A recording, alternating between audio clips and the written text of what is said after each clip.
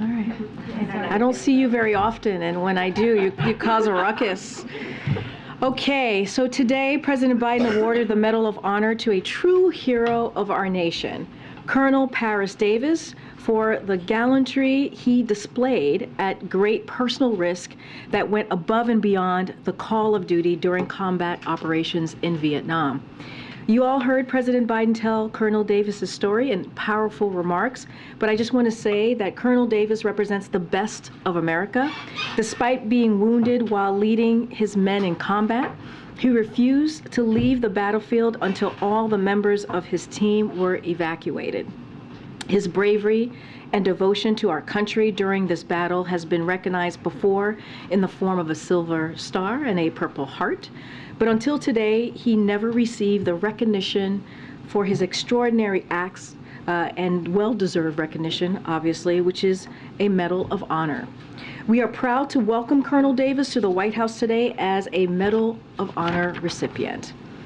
Today, the Biden-Harris administration is announcing its 33rd security assistance package for Ukraine using presidential drawdown authorities as we continue to surge weapons and equipment that Ukraine needs to defend itself against Russian aggression.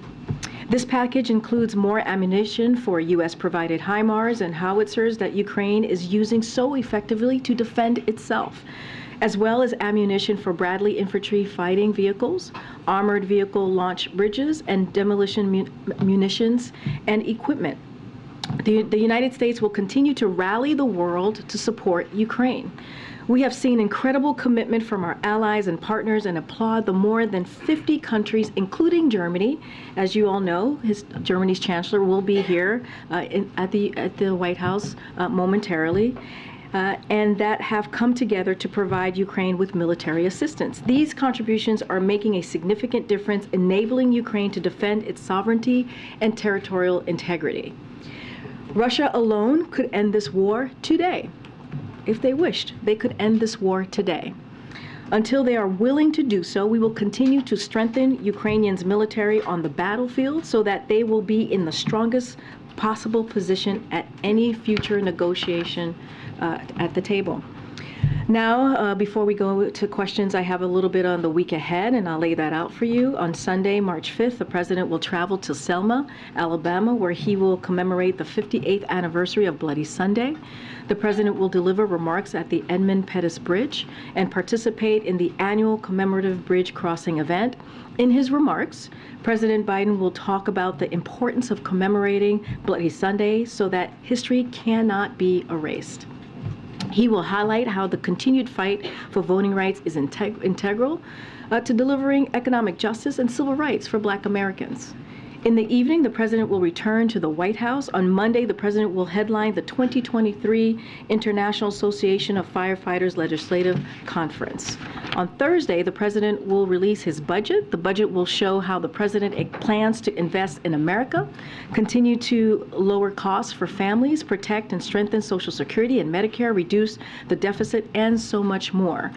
We will have, of course, more details to share with all of you next week. On Friday, the President will welcome President Ursula von der Leyen of the European Commission to the White House. The leaders will review the strong cooperation between the United States and the European Union to support Ukraine as it defends its sovereignty and democracy and to impose costs on Russia as for its aggression against Ukraine.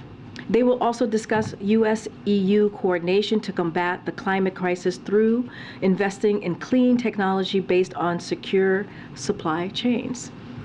The leaders will take stock of the Joint Task Force on Europe's energy security that they established 1 year ago, which has helped the EU reduce its dependence on Russian fossil fuels and accelerate its green transition. They will also discuss other international security challenges, including our work together to address the challenges posed by the People's Republic of Russia.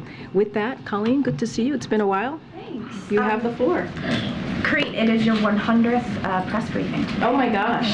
So I'm sure you're thrilled. Congratulations. How do you feel about that? Oh my gosh. All right. Well, cheers. Cheers. So moving right along. I wanted to ask about the DC crime criminal code, again, we've been hearing that some of the House Democrats feel like they got thrown under the bus a little bit by the president's decision not to step in on the effort to stop the overhaul, which is a lot of negatives, I understand, but I think you know where I'm going. So I wanted to know, did the president give them a heads up on the decision? Was there any sort of back and forth about it? So first, let me just say that the White House notified notified the members at the House retreat, as you know, that was earlier this week, or it's still happening in Baltimore. So that's number one. Number two, I do want to lay out that the president and the administration has a very close relationship with House Democrats and Senate Democrats as well. We have worked together. The president has worked very well with the members on delivering bold, historic pieces of legislation in his first 2 years of an administration, and is very proud of the relationship that he has with them. And our teams are constantly in communication with them. And so I'll leave that there. This is a very strong, important relationship for all of us here, including the president. I also want to state that, look, the president supports D.C. statehood. That is something that you saw in his SAP for this particular D.C. crime bill. And if Congress sends him a bill making D.C. state, he'll always be sure to sign it, because he's been talking about that for the last 2 decades. But vetoing the bill headed to his desk now won't make D.C. a state. And so those are the things that the president has been very clear about when it comes to D.C. and their statehood. And so I'll leave it there. But as it relates to the House, as it relates to Senate Democrats, it is a very important relationship for us, and clearly very important. And with the Senate Democratic Caucus, as you know, when he met with them yesterday, he provided what he was going to do and made it very clear to them, and they had that discussion. I just also want to ask, so, Biden and the Democrats have talked a lot about the need to stem, rising crime, but also the need to reform a criminal justice system that still disproportionately affects, Black Americans. So why not engage in some sort of compromise, or why not let the D.C. bill, because, the mayor vetoed the criminal code, but she also proposed some changes that she thought would have made the system sort of better on the whole. So just want to be very clear here, and if you look at the D.C. bill itself, and I know that there was a little bit of I was asked a couple of questions of what else does it do besides armed carjacking, and I don't normally go line by line on legislation, especially legislation that we haven't introduced, but I did talk to the team, and we have a couple of things that I just want to lay out for all of you, and on what the D.C. bill does. It reduces maximum penalties for offenses like murders and other homicides, armed home invasion burglaries, armed carjackings, as I mentioned, armed robberies, unlawful gun possession, and some sexual assault offenses. And so, look, the president has been very clear. We need to do more to reduce crime, to make communities safer, to save lives. And that's why he put forth his Safer America plan that does just that we believe does exactly that. So the way that we see this bill, it doesn't actually reform policing practices. That's not something that it does. Reform like the ones the president has put forward at the federal level, about the executive order when it couldn't be done on the Senate side, moving forward with police reform. The president put forth a historic piece of an executive order to try to do what we can at the federal level. And so we believe that this bill does not actually do that. Question on the meeting today with the German Chancellor. Not long ago, both Chancellor Scholz, along with President Macron, reportedly told Zelensky that he would soon have to make difficult decisions, urging the start of peace negotiations.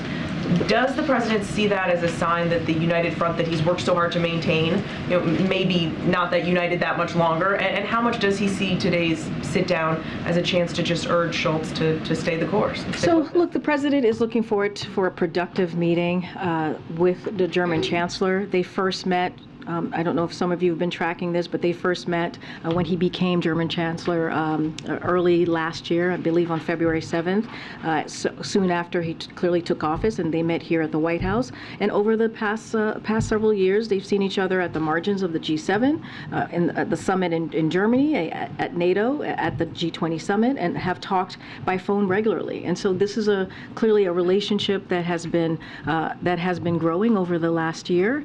And so, what we're seeing, how we see this meeting is a bilateral cooperation to talk about a range of issues, global security, economic issues, and at the forefront of this meeting that they're going to have, this bilat that they'll have pretty soon, it will be on Ukraine. And that coordination is going to continue. You saw the president in Warsaw, you saw him in Kyiv, you saw him having a bilat with the B9, and a meeting with the B9, a bilat with the president of Poland, and all of the actions and the meetings that the president has had over the last just several months is showing, I think, the strength of the Union, the strength of the EU, the strength of what you're seeing with the NATO allies in Europe and the West. And so I think that's going to continue. We believe that's going to continue. Remember, when Putin first started out on this war, he thought that NATO would be divided. He thought that the West would be divided. And we just have not seen that. If anything, we're seeing more coordination and more support for the people of Ukraine, for President Zelensky and the efforts that they're doing on the ground to defend their democracy. But you are seeing signs that the approach is starting to look a little bit different, right? You say over and over again here, the president says, nothing about Ukraine without Ukraine, and yet you do see some allies saying, it is time to get to the negotiating table. They're concerned that they'll be able to do this for as long as it takes, as the president says. So does that not spark concern and worry amongst the president? Look, Mary, we want this war to end. We do. We want this war to end. But it doesn't look like Russia is going to do that, right? And it is up to, they could end this war today, but they're not. And so what we're going to continue to do is support Ukraine the best way that we can. I just laid out a PDA, our 33rd drawdown since this war started, and we're going to continue to do that, continue to give them the support that they need on the ground. And look, you've heard President Zelensky talk about peace and wanting to move forward with peace, but at the same time, we have to make sure we strengthen their hand when those negotiations happen, that they are in a place of strength. And so that's what you're seeing from this president. That's what you're seeing from the allies across the globe. And you're going to see the president meeting with the German chancellor today. We're going to continue to show that supportive front, that coordination. They're going to have that discussion. And you saw that last week when the president was in Eastern Europe. I guess it's sort of a housekeeping matter, but has the president had a chance yet, or does he plan to speak with former President Carter or members of his family, given, I don't think they've spoken yet since the news of his hospice care? Yeah, I don't have a call to preview or to announce, as you know, and I've said this many times before, and I think many of you have reported this, that they've known each other since 1976. It's a relationship that has spanned many decades. The president certainly and the First Lady, their hearts are with President Carter and his family. I just don't have a conversation to preview at this time. Given the importance of that relationship, is it something, it seems odd that it hasn't happened yet, I guess. I mean, look, the president, when it's time and appropriate, certainly that conversation will happen. I just don't have anything at this time to preview. Okay, so an EU official just said that the two sides are working toward an agreement in principle on a very limited agreement that would create a free trade-like status for the EU that would put it on par roughly with Canada and Mexico in terms of the IRA. Can you say anything more about your hopes for reaching some kind of a deal, at least on a very high level, when von der Leyen arrives next week? Yeah, I don't want to get ahead of that meeting. Clearly, that's going to be another important bilateral meeting focusing on the coordination, of course, on Ukraine and other important security issues and economic issues, as you just laid out, that both sides care about, right? The American Union and clearly the United States. As it relates to the IRA, advancements. The clean energy future will be invented and built and made in America. That's how we see the IRA's investment. The president will never back down from putting American jobs and American leadership at the heart of his strategy. Taxpayer dollars should go to support American jobs and American innovation. But the IRA's benefits expand beyond the U.S. Our investment will help drive down costs for clean energy, which will help other nations as well. That's how we see this important law that the president clearly fought tooth and nail for. And it's going to go further and faster in building their own clean energy economies. I'm not going to, again, get ahead of a meeting that's going to happen next week, but the president and we have been very clear on how important we feel the Inflation Reduction Act is. Again, we're always going to make sure that we support American jobs and clearly American tax dollars. But I think the question is, how important is it to you to remove this irritant in the relationship at a time when you're looking at a protracted war in Ukraine, potentially China delivering lethal aid? I mean, is it important to shore up the alliance and at this point remove irritants of this trade? I mean, look, clearly the relationship is important to this president. You have seen him across 2 years rebuild our relationship with our allies, something that was almost decimated in the last administration. We have a president who understands the importance of those types of foreign leadership relationships, who had them for many years before becoming president. And so, of course, we want to make sure there's a good working relationship, you're going to see him continue to do that. Again, I don't want to get ahead of what the agenda is going to be or what's going to be discussed with the EU next week. Well, what I can say, it's an important conversation that will continue. They will have. It'll focus on clearly Ukraine, that continued coordination and support for the Ukrainian people as they are bravely fighting for their democracy. And just one on the domestic front on the budget.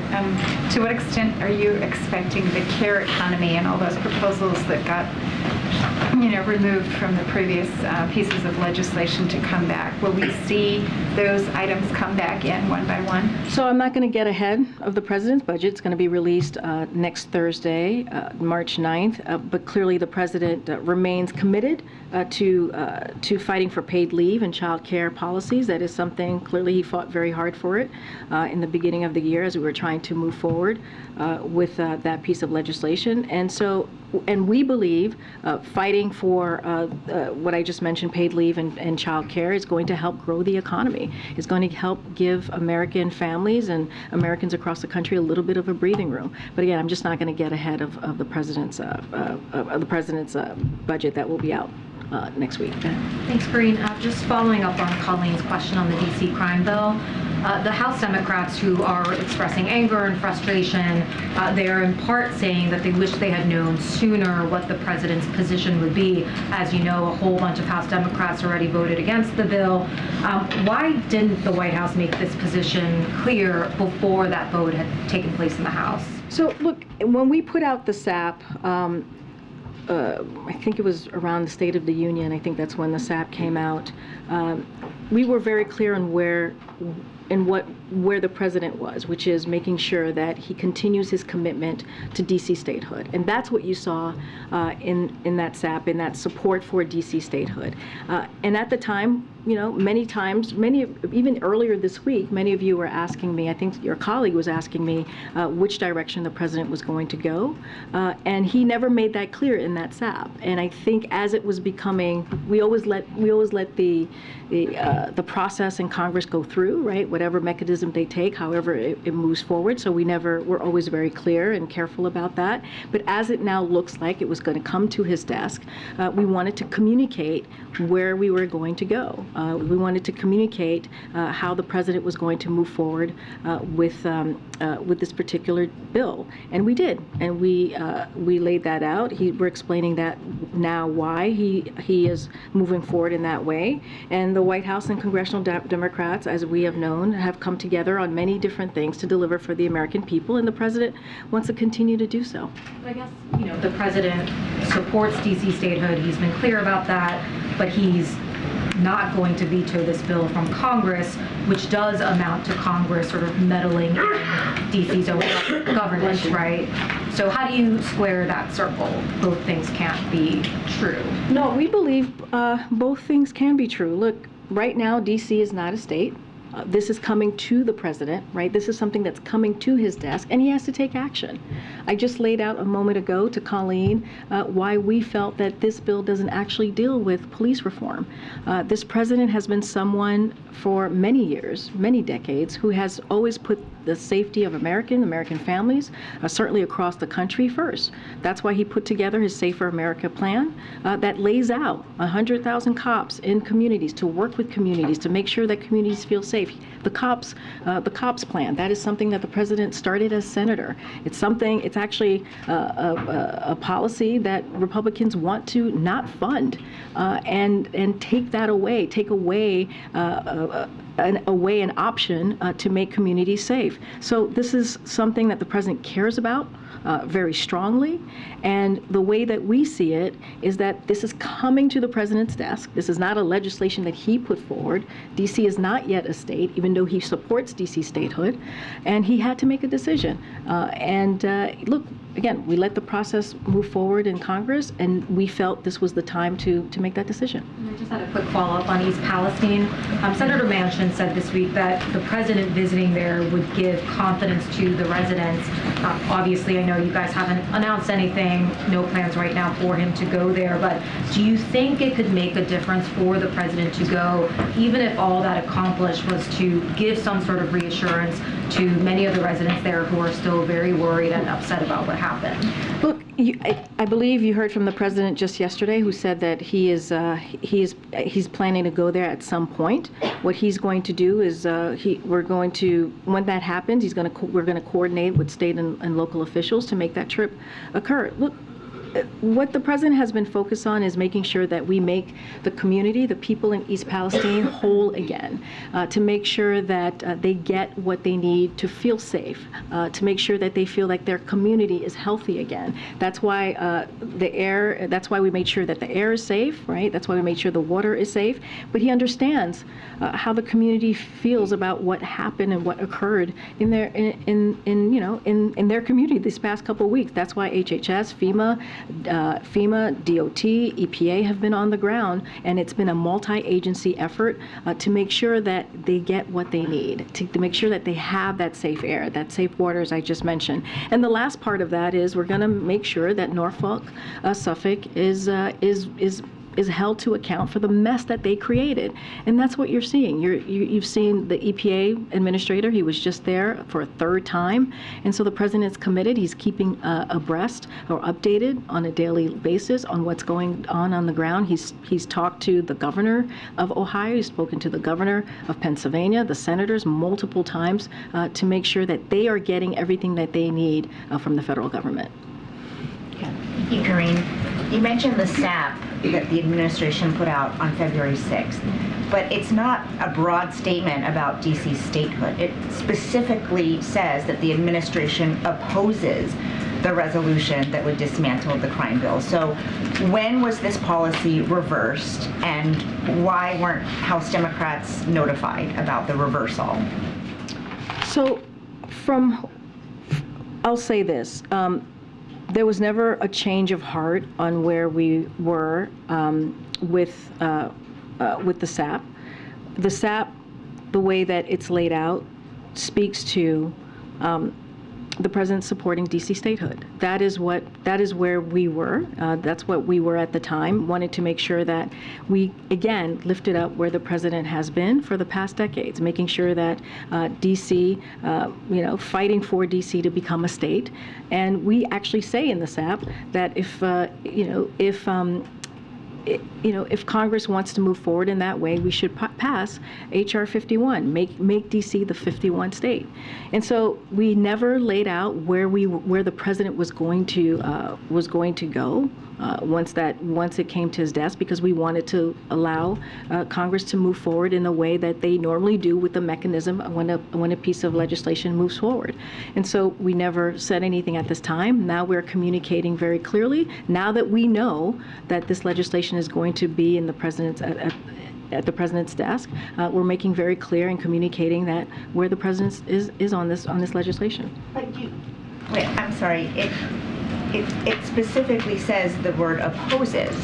So is it that the administration wasn't aware of the content, the specifics of the crime bill, and now you are aware, and the president says he doesn't support some of the changes that the DC Council put forward? Because when you released the SAP, I'm assuming, maybe incorrectly, that you were very aware of what the council was proposing. We were aware of what the council were proposing. What we're saying was that we wanted to make sure that we continued the president's continued push for statehood, and that's what we did. That's what we did in the SAP, and that was what was the most important thing that we believed. There was no veto threat in the SAP. There really wasn't. It may have been. I just read it while you were asking me. We didn't oppose. We opposed it, but there was no veto threat. So I want to be really clear about it. It stated our support for DC statehood, but it did not indicate what the president would do should the bill come to his desk. It did not say that. It did not lay that out. Now we're communicating that very clearly. We communicated with the House Democrats days ago when they were in Baltimore, and again, I said this to MJ. I remember many of you asking where we were going to go, and I said we don't have a decision yet. We don't have anything to share on this, on where the president's going to be with this particular bill, and now we are, because we know that it's going to come to his desk. There must be some state laws that the president also disagrees with that have to do with crime, and he obviously doesn't have the power to do anything about that. I'm trying to square his decision to use his power to do something in DC while he's also saying, the federal government, should allow them to be their own state. Because DC is not a state. So this bill, and therefore he should? DC is not a state, so therefore the bill is coming to his desk, so he has to make a decision. It's as simple as that, Weija, right? Because DC is not a state. Now, he wants DC to become a state. We've been very clear about that. He has said that for decades, that he believes in DC statehood, but it's not. And so therefore, because DC is not a state, when bills like this occur, it goes to the president, and he has to make a decision. And that's where we are. It's as simple as that. Now, if DC becomes a state, yes, the president believes that it should be governing, cities should be governing on its own. That's what he believes. But until then, they shouldn't. But DC is not a state. Right, but I'm asking because he does have an option to veto. That is one action he could take. But again, this is a president that believes in keeping communities safe. He believes in keeping the 700,000 residents in DC safe. And so he's taking that action because it's coming to him. We didn't put this legislation to get forth. This is not our legislation. This is a legislation that is coming before the President of the United States because DC is not a state. It's just not. So he has to make a decision. So he's going to make a decision that will help the residents of DC, that will deliver for the residents of DC. And it's as simple as that. Thank you. I'm seeing two perhaps parallels here in the discussion about the SAP, which is the Statement of Administration Policy. Isn't it really boiling down to there was one train here that was saying that the administration opposed this, and then really when the recognition takes place, this would make the president look tough on crime, that the wheels stopped, and now you have a new position. Isn't that really what happened here? What I can tell you what happened is that there was no change of heart. Yes, in the language, I just read it read it again as Weija was asking her question. There was the word oppose, but we never indicated, which is not unusual. It is not unusual for the SAP for the president to not indicate if he will veto or if he will sign. It is not unusual to do that. Now that we know that it's going to come to his desk, we're communicating that very clearly. The president communicated that with all of you yesterday, and so now we have made a decision on where we're going to go with this particular piece of legislation. Because those of us who cover this read these things all the time. The general public may not even know what we're talking about here. No, but it seems like pretty sure they're not. Yes. So there was a bureaucratic push in one direction on this, and then when it reached a certain point, And crime is a big issue in America in certain cities. We saw it reflected in the election in Chicago. We know it's a concern. It's been a concern in the city that many of us live in here. And then boom, the president has to make a decision, and he's going a different direction than the administration set up. Isn't it really just that simple? I wouldn't say it's that simple. First of all, let me just step back for a second. This is, when you look at crime and the rise of crime over the last couple of years, this is something that the president inherited, and he took action, right, with Safer America plan and making sure that he did everything that he can using the tools that he has in federal government to put forth a plan that will keep communities safe. I talked about the 100,000 cops to put them in communities, working with communities to make sure communities feel safe. And that's not just that. There's the COPS program, right? And we're going to see from the president's budget how his commitment to that, to his commitment to COPS. What we are seeing is we saw D.C. Council put forth a piece of legislation. They're not a state. They went through their processes, right? They went through their mechanics. It ended up in Congress. We put out a SAP saying, yes, we oppose it, but also we support D.C. statehood. That's what it says in our SAP. But we never indicated from that where the president was going to go, because we were also letting that process play out in Congress. Now that we know that it's coming to the desk of the president, we're communicating where the president stands on this piece of the D.C. crime bill, this piece of legislation. The other sharp turn quickly, on East Palestine. Not going to go, not visiting, no plans to visit. Not at this time, as you heard from the president. Himself says, okay, we're going to go there at some point. At some point, okay, so there's a political critical mass that has been building, and it would appear that this is one of those national events where people will not be satisfied until the president himself goes there, even if you have all of your important cabinet level officials go. So it also appears as if not going to go, not going to go. Okay, now we're going to go. So what are the factors that will be required for the president to go? Is it a specific deliverable that he can bring? Is it a specific invitation from local officials? Is it a certain kind of window where he will feel comfortable? Well, he already got an invitation from the governor. I think you heard the governor said he's welcome to come to Ohio. He's been to Ohio many times before during his administration, so it's not unusual for him to go there. Look, I don't have anything to preview. The president was asked a question, and he answered it very honestly. And once we have more to share as if there is a trip ahead, we're going to coordinate. It would be coordinated with the state and officials on the ground, and we'll certainly lay out what that. I mean, the president himself said, "No, I have no plans to go," and then yesterday said he'll go at some point. So I'm just trying to get. I think he was asked a direct question, and he's been updated throughout, being regularly updated on what has been happening on the ground by his team, by the local and state officials in Ohio and Pennsylvania. And I will just leave it there. We know the president. He answers a question very honestly, and he said, sometime in the future I will probably go. But I don't have anything to share. We don't have a plan for the president to go at this time. We don't have anything to preview to all of you at this time. It's just he was asked the question, he answered it honestly. Go ahead.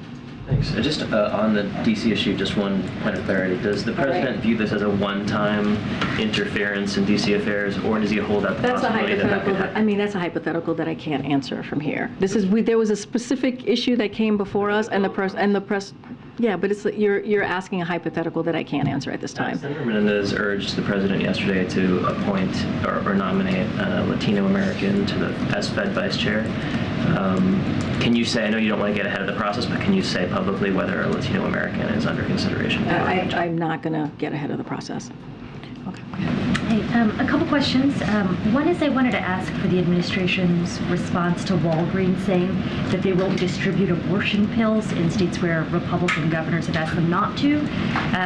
Want to know what you all are thinking, and are you concerned that other pharmacies who have been threatened with potential legal action will follow suit? Yeah, I have a statement here that I want to read out to all of you. So elected officials targeting pharmacies and their ability to provide women with access to safe, effective, and FDA-approved medication is dangerous and just unacceptable. We've said this before. I've said this before. this pill that has been on the market for more than 2 decades, and is regularly used for both miscarriage and management and abortion, as also it's used in more than 60 countries.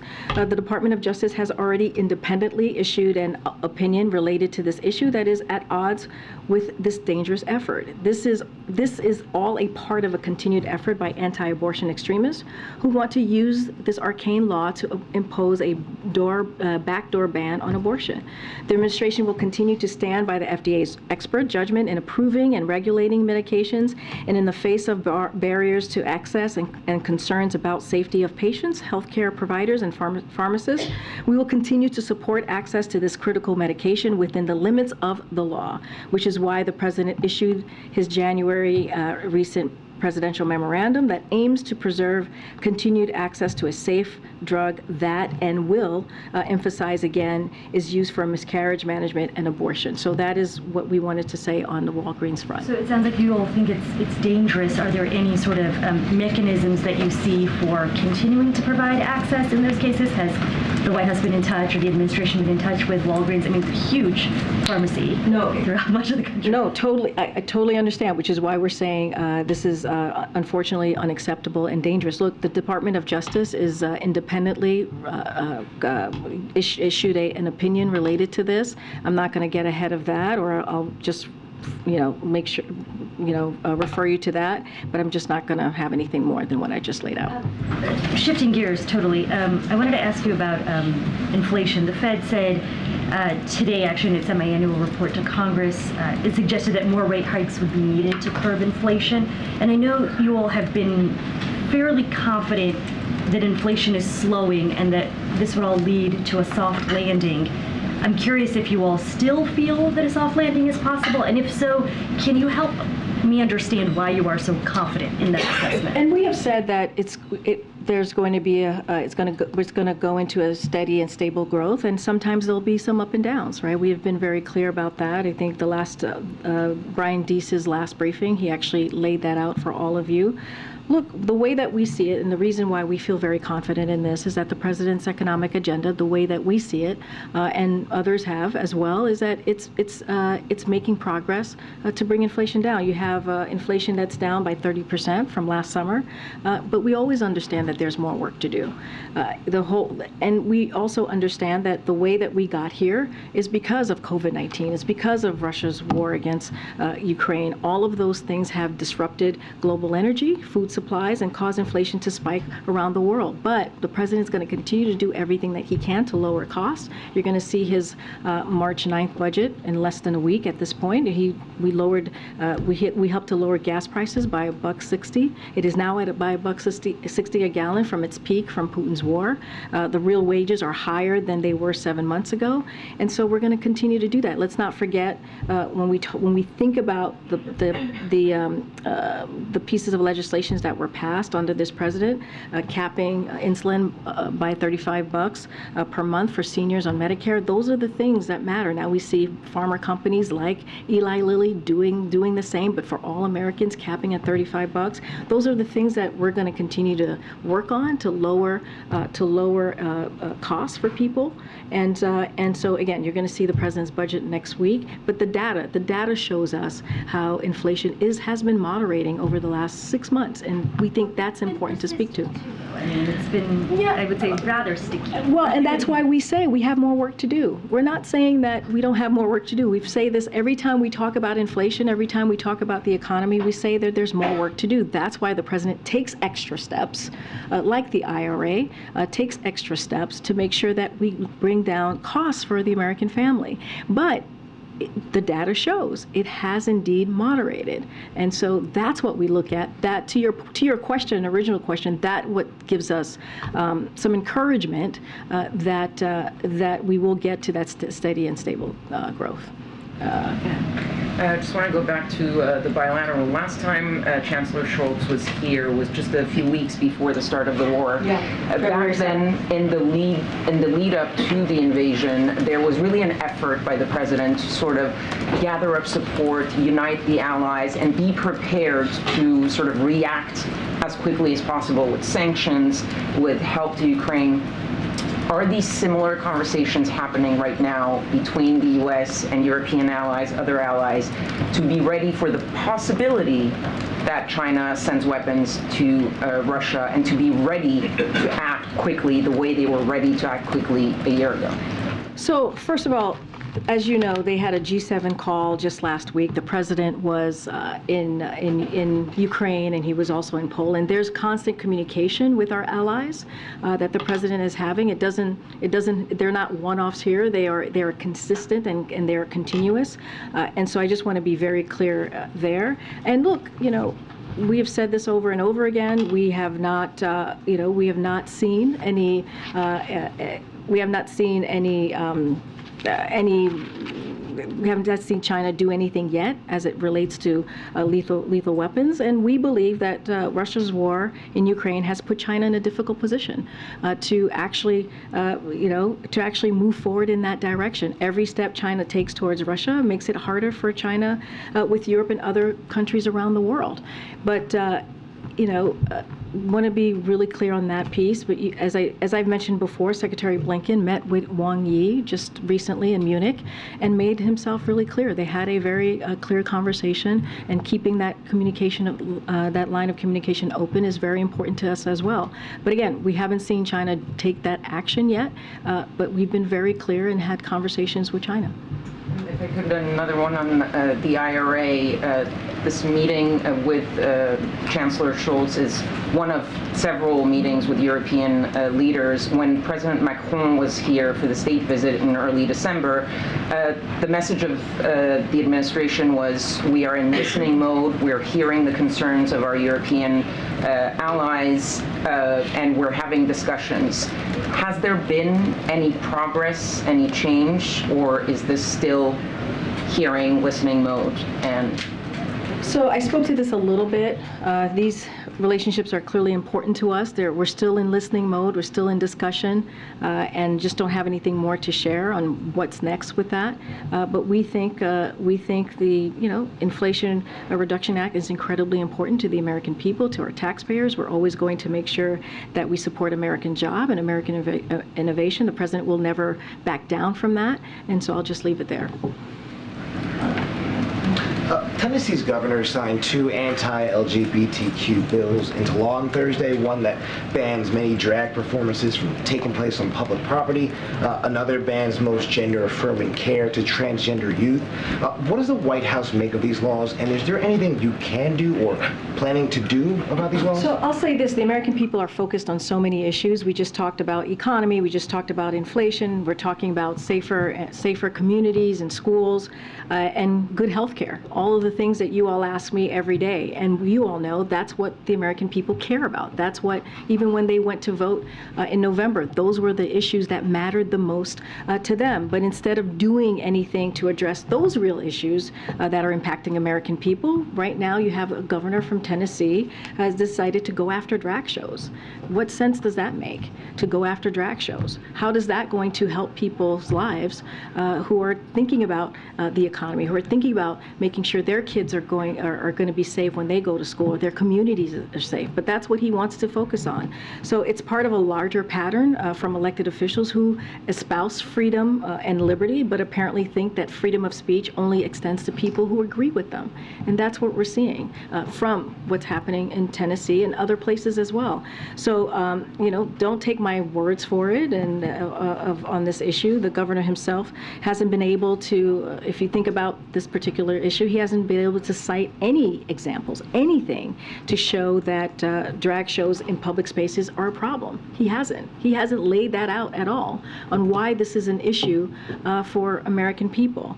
So I've said this before from here. I said this, I believe, last week, and we'll keep saying it, that these ridiculous policies aren't just unnecessary.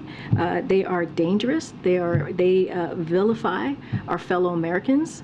And at the time when LGBTQ Americans Americans are facing higher risk in violence, mental health issues, and it is unacceptable. It is completely unacceptable for a governor to be moving in this way, to be with such a bill, and it is also unfortunate. What's your message to the LGBTQ youth in the state, as well as drag performers? What's your message to them? So the president always has been very clear when it comes to vulnerable communities like LGBTQ community that he has their backs, and he has a record to show that. He has a record that that shows that he supports this community and will continue to be there for the community as long as it takes.